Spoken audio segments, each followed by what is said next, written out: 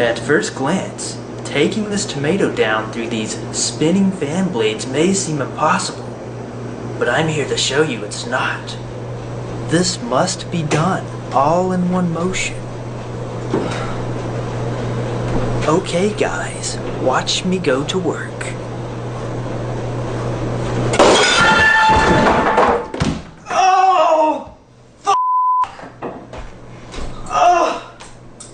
God dang, I cut my ear. I should have gone with my first plan, grabbing the tomato with my mouth and returning back to safety. Can't hear good.